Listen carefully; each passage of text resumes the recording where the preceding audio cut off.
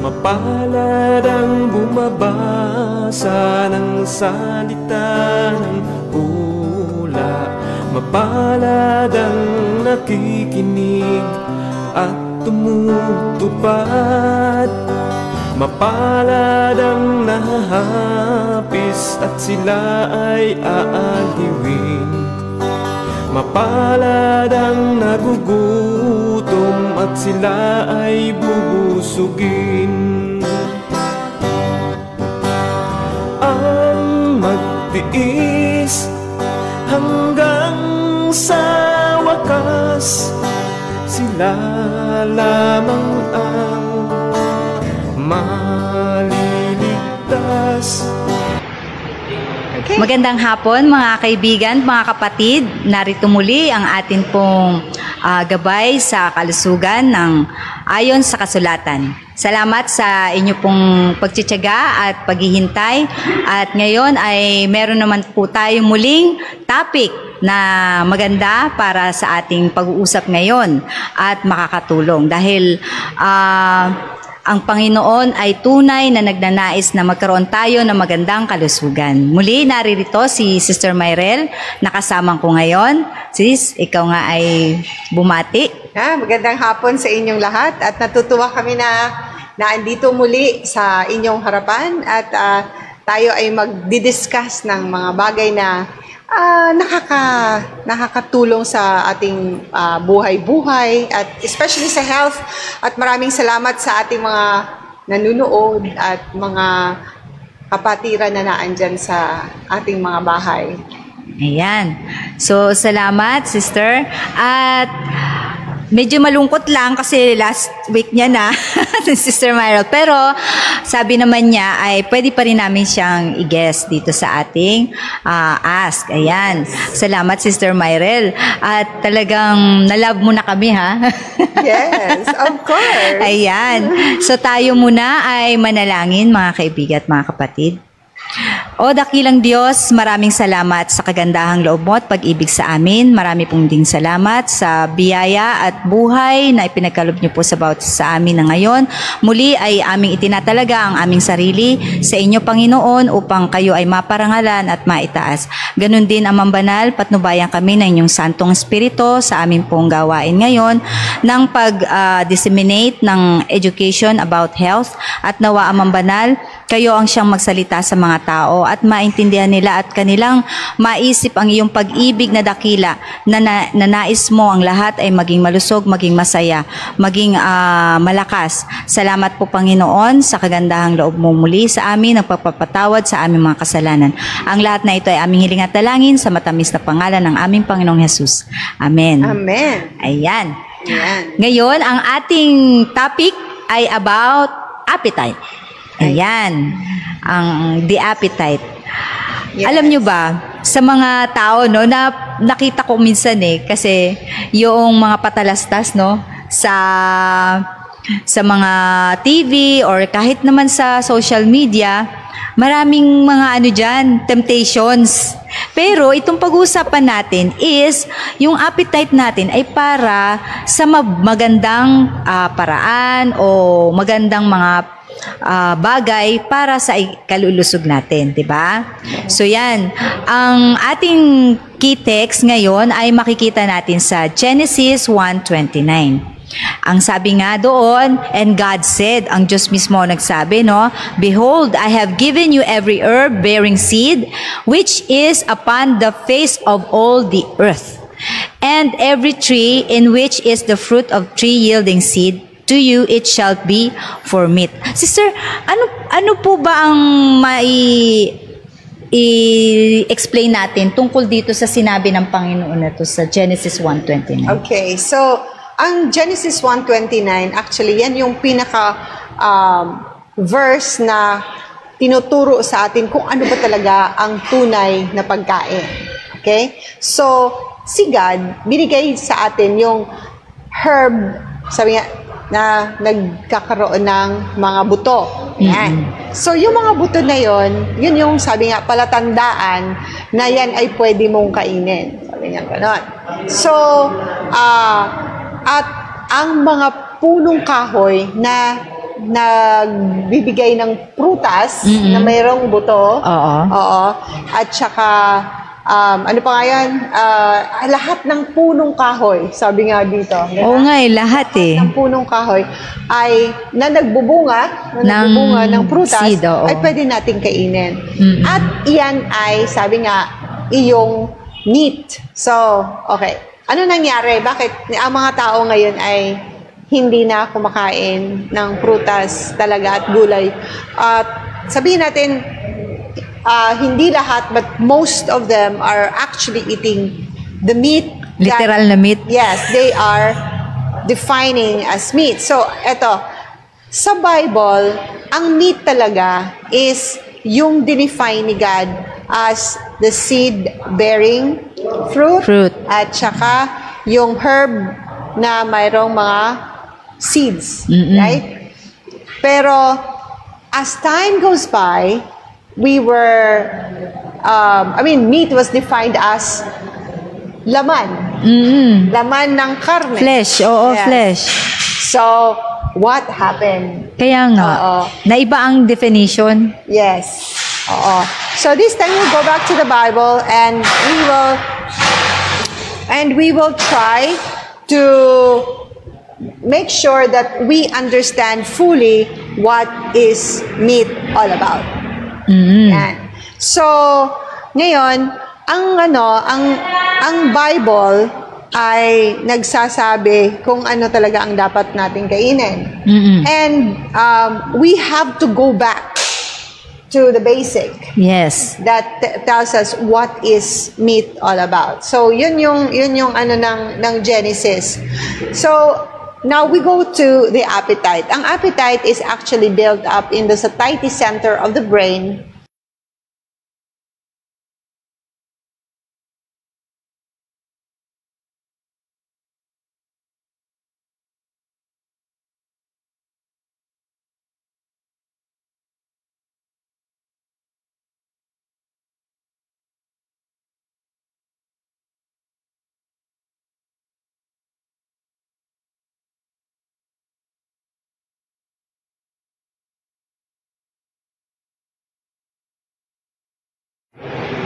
Okay. So, ayun. And dito tayo mag-ano sa appetite. So, yung appetite is actually found in the brain, and there are two things that you can find there na nagbibigay sila ng information whether you're hungry or not. So, it's found in the satiety center. So, yung dalawang bagay dito na nasa brain is what we call the ghrelin and the leptin. So, when you are hungry, your ghrelin says, I'm hungry. And when you're when you're full already, leptin sets in and says, I am full. But they don't know whether they are hungry for something or thirsty. So, hindi mo alam kung hungry ka or thirsty.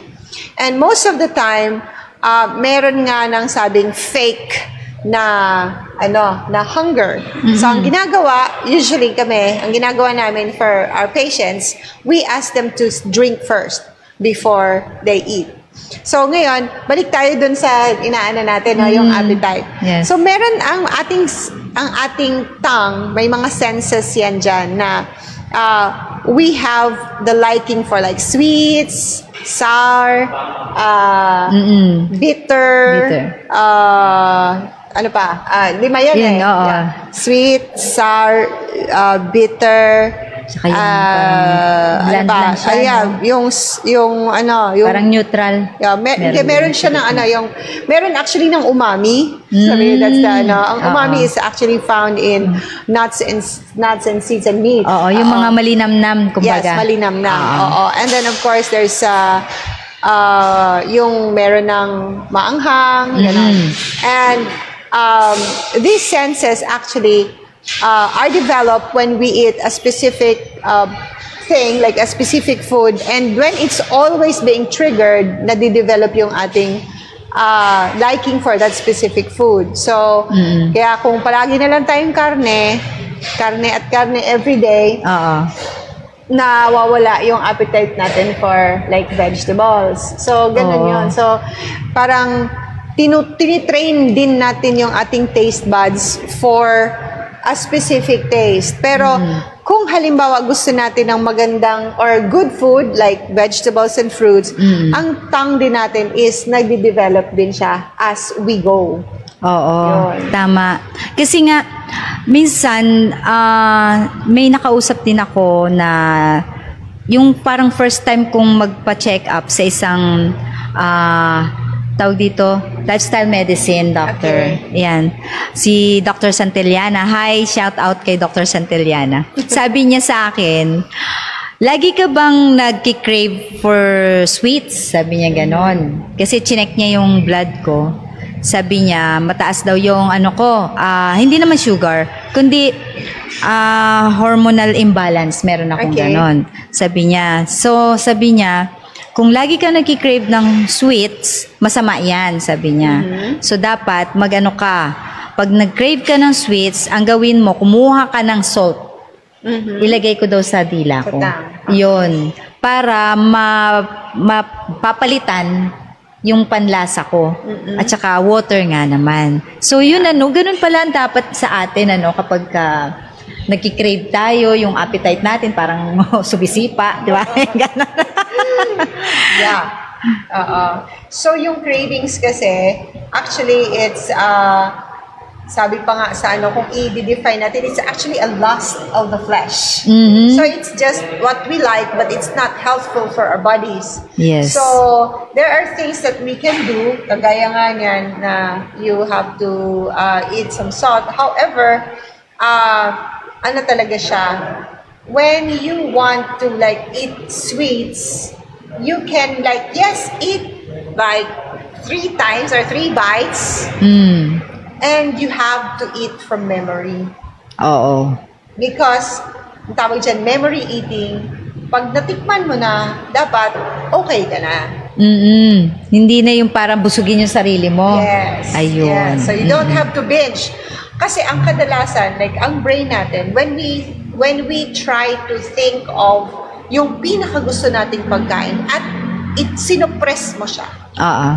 Ang nangyayari is kapag nakita muli niya yung pagkain na yun, ay lalamon siya. Parang ano nga ba tawag doon? Yung hayop na pagka pinipigil mo lalong manggigigil, no? Yeah. Kasi meron ang brain natin ng sinasabing, yung may part doon na hindi mo siya dapat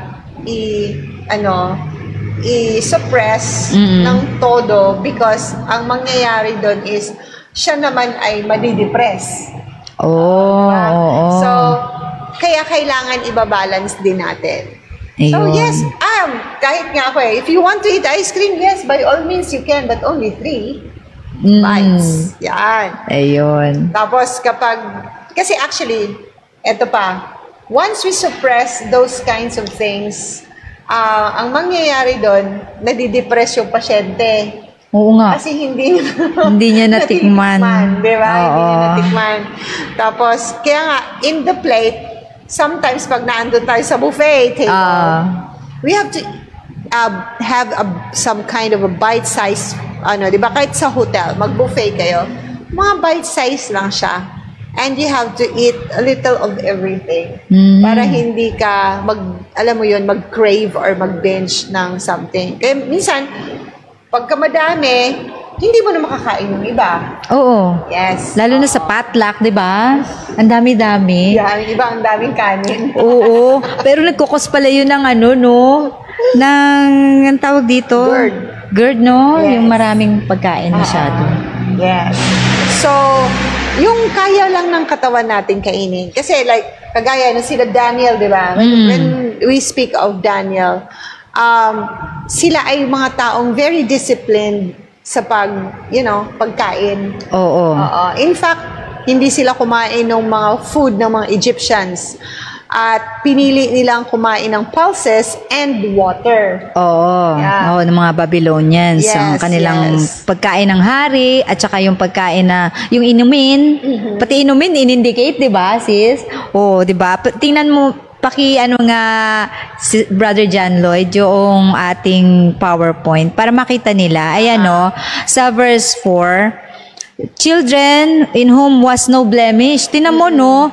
Kumbaga, bakit sila na walang blemish? Well-favored, skillful in all wisdom, cunning in knowledge and understanding science. Ay, meron nakita sa kanila, kila Daniel. It's because, bata pa lang sila kasi, no? Tinuruan na sila ng magulang nila na i-bridle ang kanilang dila. Di ba, no? Ayun. At hindi naman yung katulad na sinusuppress. Kumakain din sila, pero may kakayanan kasi sila ng, kumbaga, halimbawa, hindi ka pwede talaga ng meat. Paano mo magagawa ang isang pagkain na lasang meat, no? Yung ano pa rin yung tawag dito, pagkain na gusto mo, halimbawa, kare-kare. Ayan. Oh. Ang ginagawa ko, nagkakare-kare ako, pero walang meat. Yeah, tofu. Oo, papalitan ko yun, yung meat ng tofu, o kaya naman mushroom, ganyan, dati. Yun yung ginagawa ko. So, pwede naman yun, diba, sis? Yeah. Tsaka, in fact, yung kare-kare, kung we're speaking of kare-kare, ha, actually, yung banana leaves, I don't know. Blossom. Yung banana blossom is actually, parang is a star of kare-kare. Tapos, syempre, halo-ano ng talong at sitaw. Tsaka pechay. Pechay, ayun. Nagiging mukha siyang, tuwalya. Oo nga eh. Tapos, hindi naman naiiba yung lasa doon sa real kare-kare. Diba? Because meron din naman ng, sabi nga, yung, tawag dito, yung masarap na lasang karneng, yung actually nilalagyan siya ng minsan tofu, di ba? Yung tofu, pagka sininais mo, tapos kinain mo, parang akala mo karne. Parang karne din. But then, yun na nga, balik tayo dun sa karne. Kasi yung meat, actually, the meat that has been told to us by the Lord is actually fruits. Fruit-bearing seed-bearing fruit. And herbs na namumunga ng may buto. So, with this, makikita mo yung health benefits na binibigay nitong mga sinabi ni God na mga fruits sa atin. Kasi, kung dun nga kay Daniel, makita mo yung mga skin nila, makikinis. Oo nga. Oo, yung kanilang, actually yung intellect. Kasi, in fact, the food is, or the quality food are, kumbaga, binibigyan tayo ng magandang pag-iisip. In fact, kapag yung gut microbiome natin is like working really well, our brain is working also very well in such a way that we can accumulate knowledge na mabilis. Yeah. Kasi kapag kung halimbawa, let's say, busog na busog ka, at punong-puno ng karne ang tiyan mo, and then, antukin ka. Mahihirapan kaya. Antukin ka, masakit sa ulo. Brain fog, no? Yes. Ang dami nangyayari. Ito nga sabi nga dito sa sulat ni Ellen G. White sa Patriarchs and Prophets na ang pagkain daw natin, hindi lang merely ceremonial or arbitrary regulation, yung tungkol sa clean and unclean, no? Yes. Kasi, there are few who realizes as they should how much their habits of diet have to do with their health, with their character, with their usefulness in this world, and their eternal destiny. Meron talagang kinalaman, no? Yung ating pagkain. At sabi dito, the body, the appetite should ever be in subjection to the moral, intellectual powers. The body should be servant to the mind and not the mind to the body. That's right. Yun. So, tawag dito, yung mga pagkain na kinakain natin, it should be, kumbaga, mindfully and carefully chosen. Because if we put in things that are not supposedly placed there, ano mangyayari? Sasakit ang tiyan mo. Mag-GERD ka. Magkakaroon ka ng brain fog. Magkakaroon ka ng, alam mo yun, hindi ka makakapag-isip ng tama. Maraming bagay na mangyayari na akala mo okay lang. kanina ang pinag-usapan sa yung Zoom meeting ng mga ng mga literature evangelists is actually the diseases of the gut. Because talagang pag may problema ang gut, kadalasan ang tao magkakaproblema sa pag-iisip. Oo, totoo. Yeah, because just like what I told you, it's the vagus nerve that actually gives information to the brain on what has happened there. Tama. Yeah. So, para maiwasan yung mga ganong problema, we should really bridle our appetite. So, sina Daniel, nung time na yon, kumbaga tinuruan sila ng parents nila paano suppress ng appetite. Although, sabi nga, yung suppression na yun is not the, tawag dito yung sinasabi natin sinusuppress para sila ay alam mo yun, malungkot. But these foods have actually made them really intelligent na in such a way na mas intelligent pa siya sa mga Chaldeans or at this point in time mga scientists kasi ang mga scientists actually kung titingnan nyo yung ngayon at noon they're actually pegged as the Chaldeans kasi the Chaldeans are really good at science. Yeah. So, and they are from the Egyptian, and although sabi niya hindi naman sa Egypt, pero there are places there na sa karating bansa nila na talagang kala nila matalino na sila, pero actually Daniel has actually been very intelligent, diba? Oo. At saka talaga dun sa verse 4 na binasa natin, may science talagang word eh. Yes. Noon pa ang Biblia nagsabi na merong talagang science, no? Ano bang ibig sabihin ng science is, yun, pag-aaral tungkol sa life, di ba? Yes. So yun, kailangan talaga, tsaka si Solomon, di ba, siya yung pinakamatalinong tao na nabuhay dito sa mundo, di ba? Noon. Noon, nung panahon niya. So yung, sa panahon niya, sabi nga, pag-aralan mo daw, yung nature, sabi niya sa Bible, no, sa sinulat niya. Kasi andun talaga yung pag-aralan daw natin yung life, no? Paano yung pagparoon, parito, o ano yung mga decision natin gagawin. Kasi nga, pagka ang ating tiyan, alam mo ba, may naanuhan din ako na kumbaga kung ang ating tiyan ay hindi natin pinipili kung anong ipinapasok natin, pati decision natin ay apektado. Yes. Diba, no? Apo. Kaya ang hirap, no, na kumbaga hindi tayo nag-aaral. Para tayong bata lang na sunod lang kung anong gagawin, tapos walang sariling desisyon. Alam mo yung gano'n. Actually, may nakita akong experiment kung gaano daw ka-gullible yung tao. At inano nila yung parang pag nagdesisyon, parang tinitingnan niya yung kapitbahay niya kung ano magiging desisyon. Tapos yun na rin ang nagiging desisyon niya. So maling paraan. Kasi dapat ang decision mo would be like strong and you are convicted na yun talaga yung kailangan gawin. Kasi pag hindi, para ka lang alon-alon ka lang, sabay-sabay ka lang sa, sa agos ng buhay, di ba? Oo, di ba? Ang hirap noon, yung hindi ka magdesisyon ng sarili mo, hayaan mong magdesisyon yung ibang tao sa'yo. Yeah. Ang mahirap noon, hindi naman nila nararamdaman yung nararamdaman mo. Correct. Di ba? So, paano mo nga yun? Ipapabahala mo na lang sa kanila kung ano yung gusto mong mangyari sa health mo. Hindi nga nila alam kung ano yung nararamdaman mo. Kaya nga, dapat tayo mismo mag-aral din tayo kung ano yung dapat nating gawin sa ating health. Yes. Kasi tayo ang nakakaalam eh.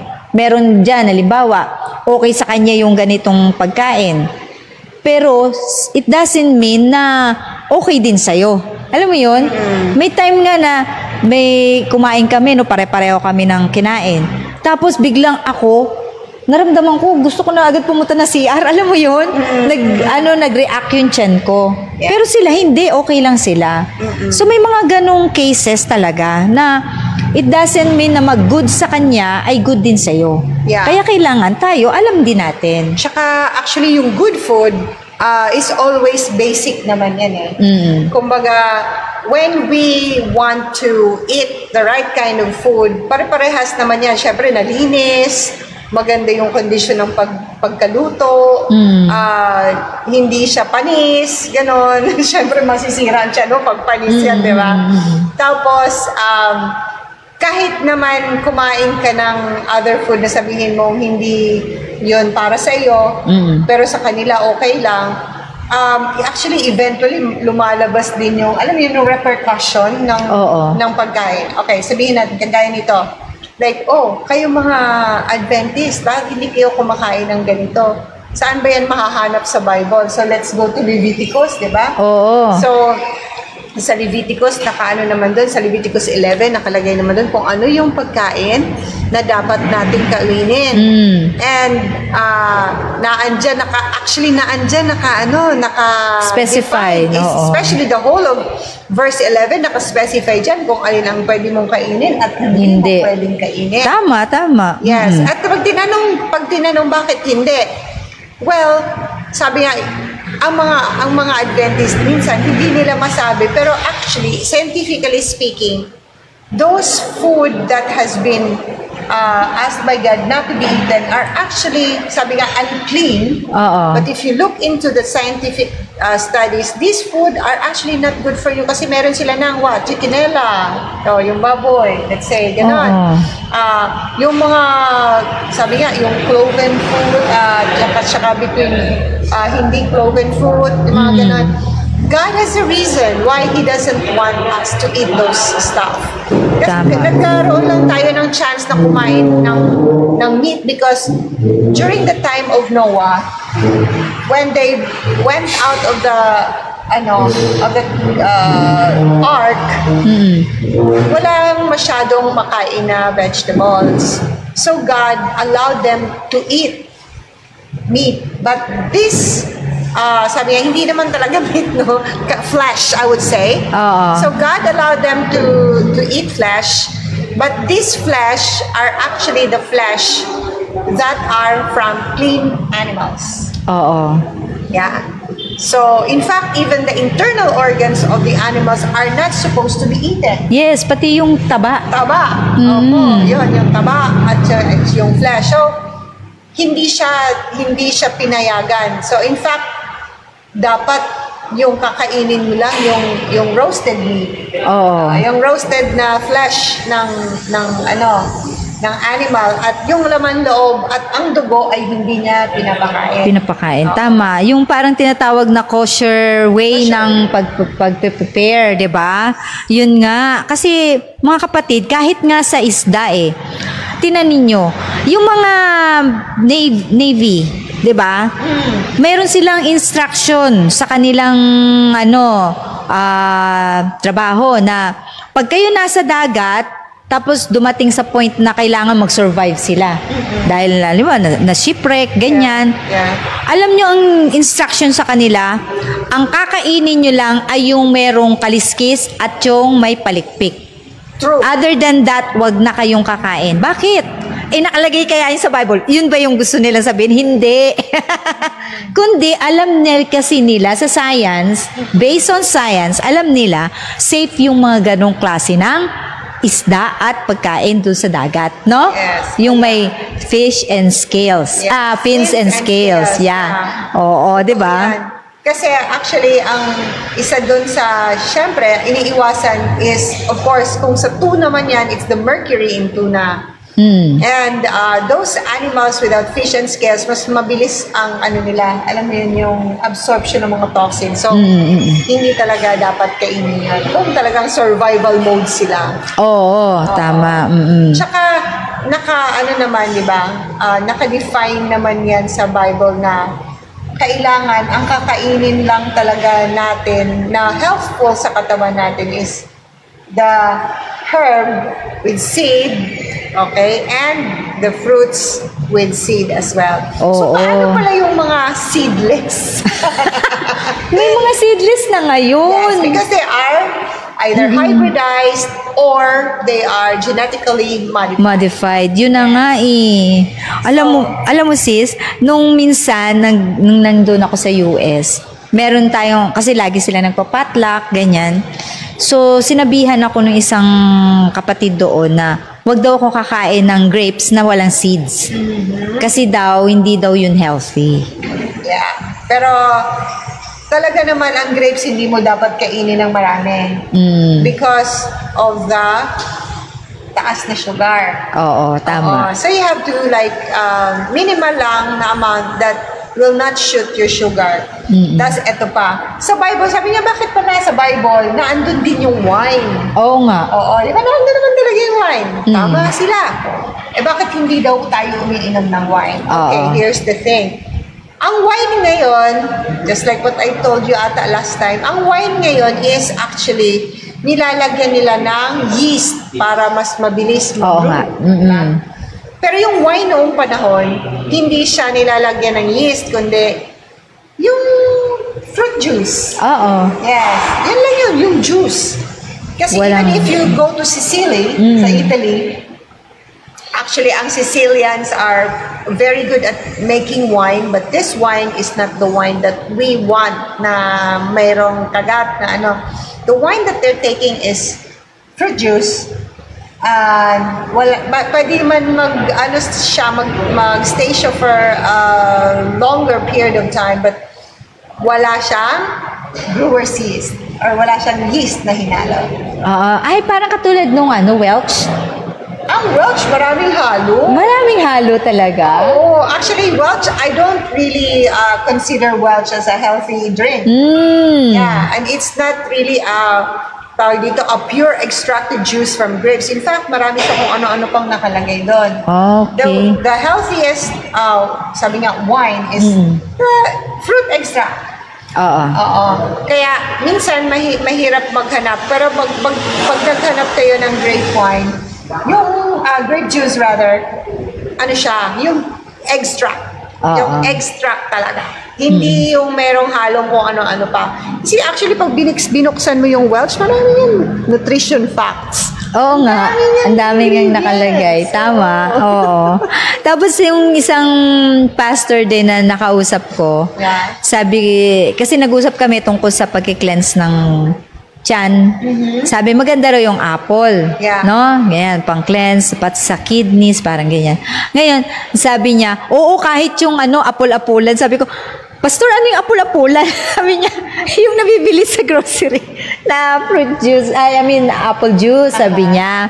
Kahit yun, nakakagaling din kahit paano, sabi niya. Oo, marami actually apples ngayon na mabibili ka na iba't ibang klase. Ang pinaka lang doon, key po doon is, you have to check what they have done to preserve that apple. Meron siyang nakadikit na plastic. May nakadikit doon na number. And meron siya ng doon. Actually, mariresearch mo naman siya sa internet. There are chemicals that has been sprayed there for it to last longer. Okay. Yeah. So, dapat, sana, yung walang mga ganun. Oo. Mas maganda yung pure, unadulterated food. Kaso nga lang, alam mo na, commercialization, kaya nagiging ganun. May mga ganun. But then, of course, balik tayo dun sa appetite. The appetite must be trained for it to eat the kinds of food that is helpful to our bodies. Oo nga, tama. So, balik tayo dun sa vegetables. Of course, ngayon ang vegetables nga natin yan is medyo hindi na rin ganun kaganda, but you have to clean it well. Babad mo sa baking soda or asin or vinegar so that apart from it's being helpful as we look at it, it is very clean para we will actually benefit. The body will benefit much from it. Yeah. Gulay, mga ganon. And when, alam mo yung mga bata, kapag yung appetite nila na-develop dun sa kind of food na yun, hindi mo sila mapapakain ng mga processed food na. Yeah. Just like my daughter, parang pag kumain yun, na parang kain-kain lang ng pero actually yung fish hindi niya masyadong kinakain. Kadalasan, kinakain niya lang mga dahon. Yeah, so ganun lang. Although, pag wala, minsan napapadami yung kain niya dun sa mga bagay na minsan meron sa bahay. Like, kunyari, binigyan ko siya ng pagkain bawal. Alam niyo, may mga pagkain din, especially crunchy. Yeah. Actually, crunchy food sometimes doesn't really have, most of the time, hindi sometimes. Oo. It doesn't really have any nutritional value. Yeah. Sa totoo lang. But because our brain recognizes the crunch, Yeah. and the brain has a neurotic sensation to the crunch of the food, kaya ang crunchy food nagiging masarap. Pero sa totoo lang, wala siyang Value.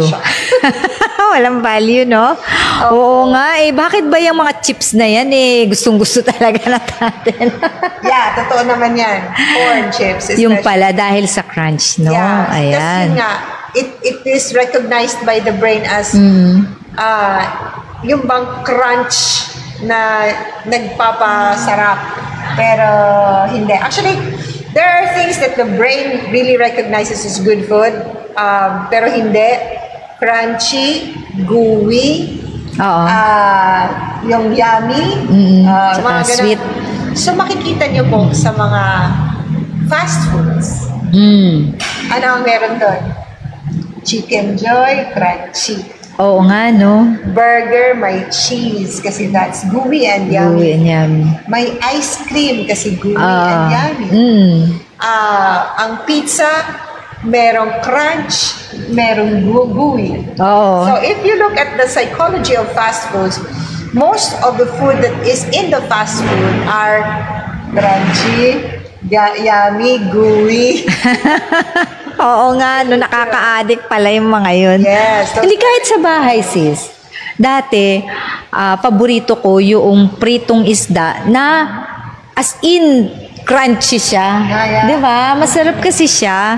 Tapos yung tuyo, 'di ba, no? Yung ano nga ba 'yun? Danggit, pagka iluluto mo siya kailangan crunchy. Ang sarap kasi ng kainin, 'di ba?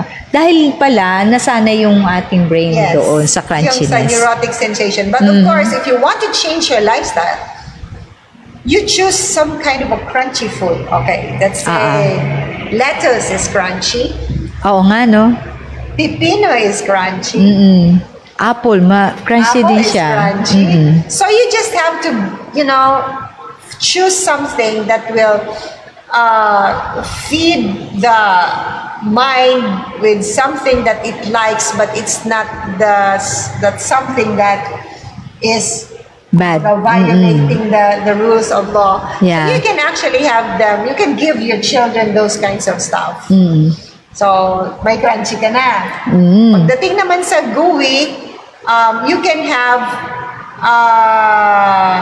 tawag dito, yung nuts. Oo, nuts. May mga nuts na medyo gooey, like cashew. Di ba? And, ang nasarap sa cashew pa, milky. Milky siya, lasa siyang gatas. Diba? Actually, kung meron ako, si Antonio, paborito niya yung Antonio's of Tagaytay, sa Antonio's Cabana. I made him taste different kinds of nut milk. Okay. Ang hindi niya makalimutan is the cashew milk. Yes. Kasi ang cashew milk talagang may gatas na malalasahan mo talaga. Of course, may process kami paano namin ginagawa yun para maging masarap. And kaya ngayon, sa Antonio's Breakfast, makakakita kayo doon ng cashew milk. Oo nga. Yeah, kasi ginawa niya talaga yun para hindi niya ako makalimutan. Joke! Actually, part of the diet niya yan. Oo. Ayan. At saka, mga kaibigan, mga kapatid, kailangan talaga tayo ay i-practice natin, yung sarili natin, na mag-purpose tayo sa sarili natin. Yes. Piliin natin yung mabuti, no? Yes. Kasi talagang choice yan Minsan nga, parang naanoan ko, kawawa naman yung mga taong yun, na yung may nanghihingi, alam mo yun, nagiging, yung poverty-stricken sila dahil minsan naanuhan ko na may naging kakilala ako na ganyan ng buhay niya. Nagtaka ako, wala ka bang anak? Ganyan. malayo sila, ganyan. Tapos pag sinasabi ko sa kanya, bakit hindi ka pumunta sa kanila para may nag-aalaga sa'yo? Kasi matanda na siya, tapos gala siya ng gala, pupunta lang siya sa mga tao, tapos manghihingi ng pagkain, mga ganyan-ganyan. Naawa naman ako. Pero, dahil sa naging regular siyang bisita ko, nakita ko na prideful siya, na ayaw niyang pumunta sa mga anak niya, ibaba yung pride niya at magpaalaga siya sa mga anak niya. Choose, ano rin pala yan? Choice din pala yon. So, ganun din sa pagkain, choice din natin na kung gusto natin maging healthy o hindi, 'di ba? True. Ganon yung mga tao, yung mga lifestyle nila, kung gusto nila maging mahirap sila o mayaman, pwede naman pala eh. Kasi God will also help us na makuha yon. Bakit? Tingnan nyo sa Daniel 1:8-9. O diba sabi ganon, but Daniel purposed in his heart that he would not defile himself. O pinili niya, no? Chinus niya na hindi siya kakain ng pagkain ng hari at ng inumin ng hari. Kaya, ni-request niya yung prince ng eunuch na makausap niya, no? Para hindi siya magkasala o hindi naman magkasala. Kumbaga, hindi niya ma-defile yung kanyang sarili.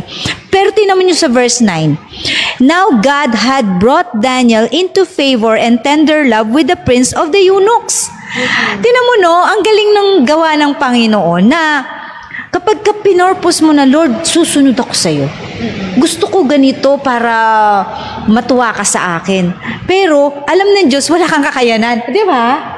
Hindi mo kayang i-manipulate yung isip ng tao. Na? Hindi niya pwedeng i-manipulate yung isip ng eunuch. Kasi mamamatay nga siya pag hindi niya sinunod yung utos ng hari. Napakainin sila Daniel lang. Pero, ang ginawa ng Panginoon, binigyan niya ng love, tender love, yung eunuch para kina Daniel. Yes. Nagagawa niya ng paraan para at the same time, mapakain niya sa gusto ng hari, and at the same time, mapagbigyan niya sila Daniel. So, ganun din pala tayo sa ating pag-decide, pagpili ng ating kakainin. Yun nga naalala ko, sabi ko, Lord, ang mamahal ng vegetables. Kasi lilipat na ako ng vegetarian, di ba? Lord, mas mura kasi itong mga meat, konting lang, kulay. Tapos, ang mamahal talaga. Pero sabi ko, Lord, ikaw na pong bahalang mag-provide. God provides, di ba? Binibigay niya kung anong gusto mong mangyari para ma-glorify mo siya. True. Di ba, sis? Yes. So, tawag dito, ang pagdi-decide talaga sa ating diet, sa ating nutrition is more on cerebral na, sabi. We have to look for those things. We have to purpose in our hearts that we have to eat them. In fact, ako sa mga pasyente, yung paunti-unti ba, and then a-adapt ka dun sa diet na yun. Eventually, sabi nila, alam mo, ang sarap-sarap.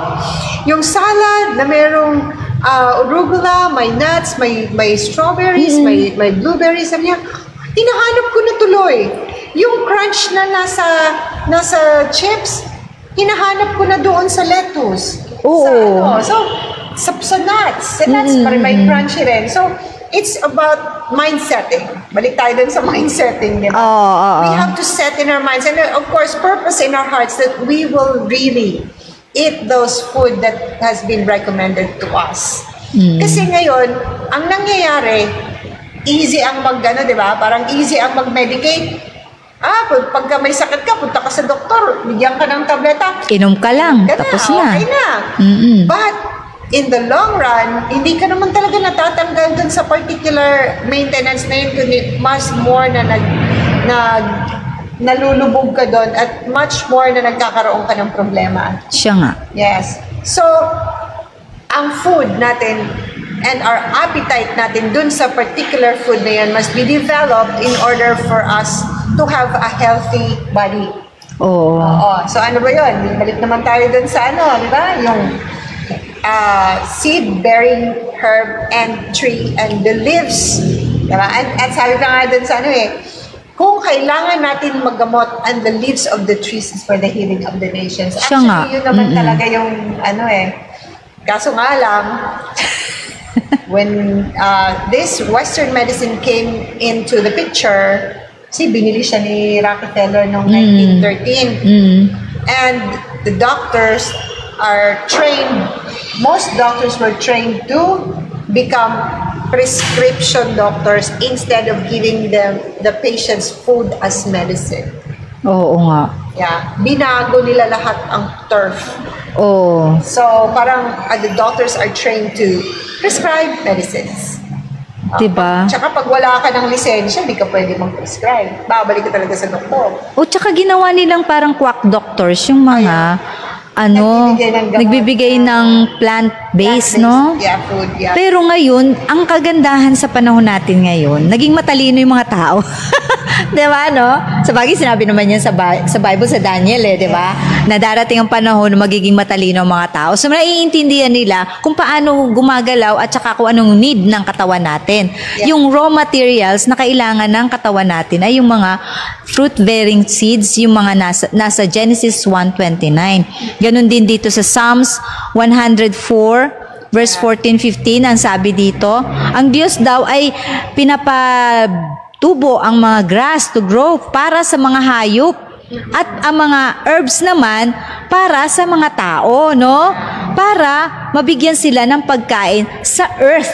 Pero mo, sa buong, kahit saang lugar dito sa earth, may makikita kang pagkain. Kasi ginawa yan ang Panginoon, di ba? O, tapos, hindi ka pababayaan ng Diyos, di ba? At sabi pa sa verse 15, and the wine that maketh glad the heart of man. Sabi dito, ang wine, hindi ito yung hindi ito yung alak na iniisip natin na alak de pataranta, hindi yon, kundi yung juice ng fresh fruits, no? Ito yun. Oo, extracts, tama. At sabing dito, oil to make his face shine. Kaya pala maganda din talaga yung olive oil, ilalagay mo sa mukha mo, no? True. Diba? Dito sa atin wala tayong olive, but we have the virgin coconut oil. Oo, yung VCO. Sa mukha ko. Diba? Ang ganda para mag-shine, para gumanda yung mukha. Dito ko na-realize, din pala ang Panginoon sa itsura natin. Of course! Diba? Gusto niya na maganda ang maganda tayo. Kawangis niya tayo. Tama. And bread which strengtheneth man's heart. Pagka talaga yung tinapay, no? Yun yung nagpapalakas, si carbo kasi yan, di ba?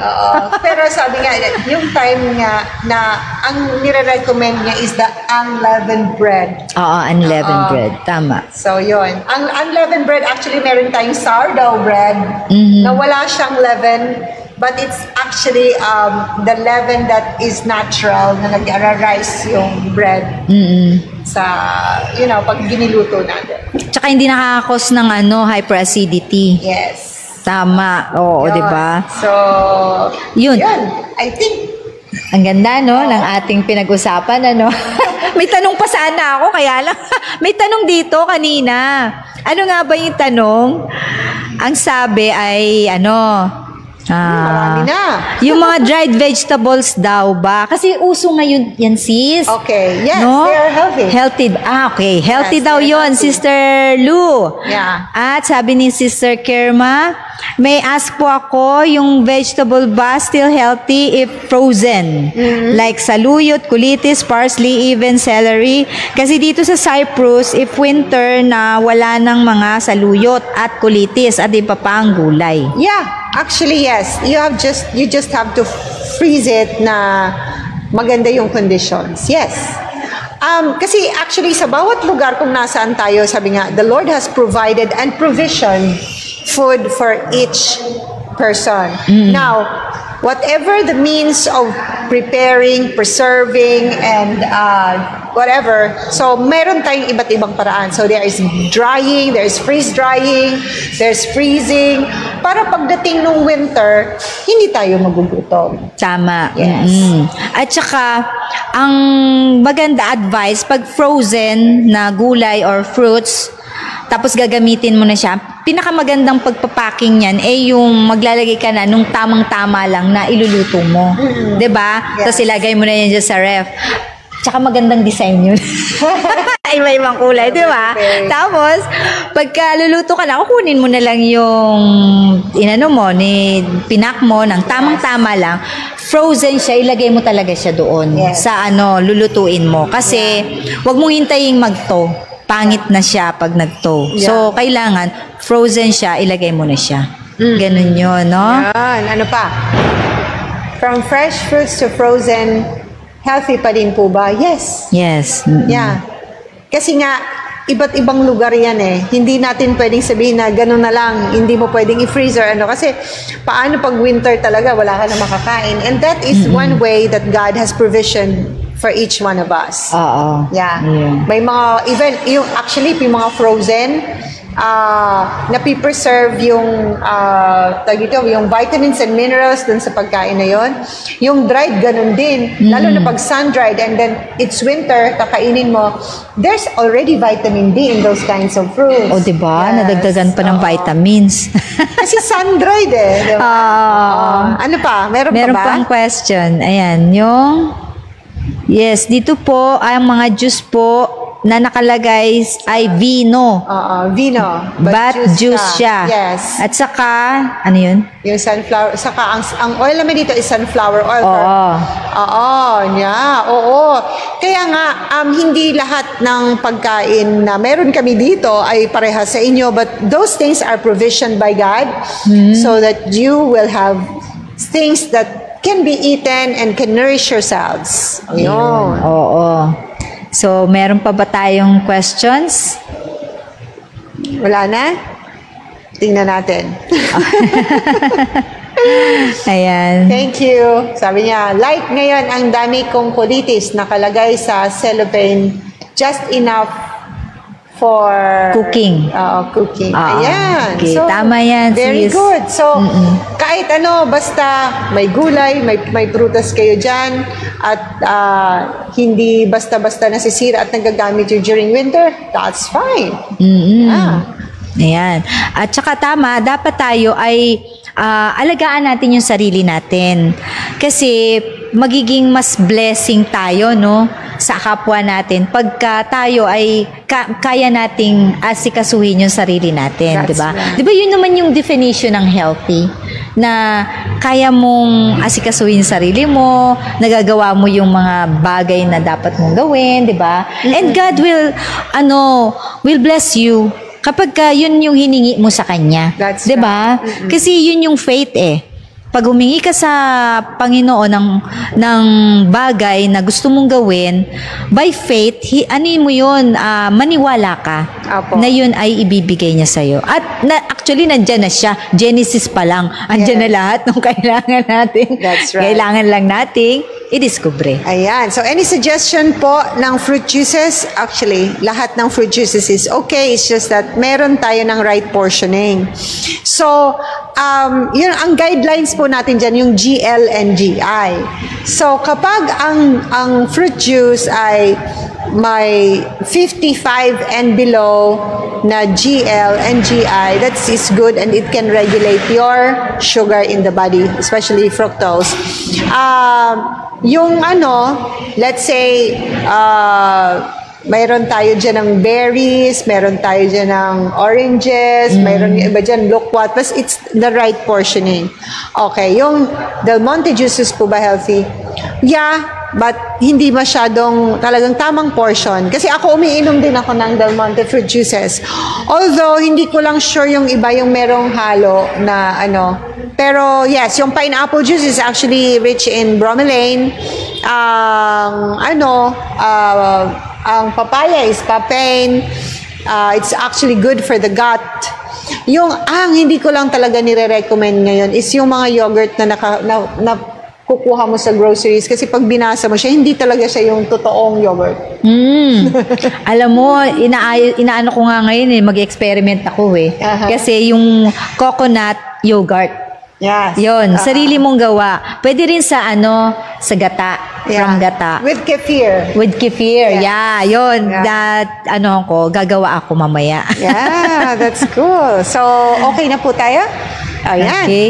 Salamat sa mga kaibigan namin na sila ay matyaga na nanonood at salamat sa mga likes ninyo at i-share nyo po ito kasi para maraming matuto sa atin ng mga healthy tips, no? Sige, Sister Myrel. So, thank you so much everyone. Natutuwa ako na makasama nyo and this is my last day here. Thank you so much for always watching us and sana magkaroon pa tayo ng sa susunod na pagkakataon. Yes, sure. And I'd like to invite you to also join me in some of our activities. Meron kaming coaching, meron kaming camping very soon. And pwede nyo akong i-follow sa Functional Health and Lifestyle sa Facebook at sa Instagram, Wellness and Lifestyle Coach. Yun. Yan Follow niya si Sister para maka-update kayo ng mga healthy tips galing sa kanya. Ayan. Oo. So, thank you so much. Oo, salamat din, Sister. At ngayon, tayo ay magpipray. Hilingin natin si Sister Myrel for our closing prayer. All right, let's pray. Thank you, Heavenly Father, for this wonderful opportunity to be in this program. Thank you, Lord, for your guidance and protection. And thank you, Lord, because you are awesome and you never leave us nor forsake us, and you have provisioned food on our table, and you have given us the knowledge and the wisdom to be able to find out the best for our health, the best food for our health. And we praise you because you are wonderful and you are always there for us. We praise you for Ate Bebot that she has always been doing this, Father, to help people around her and to help people in this platform.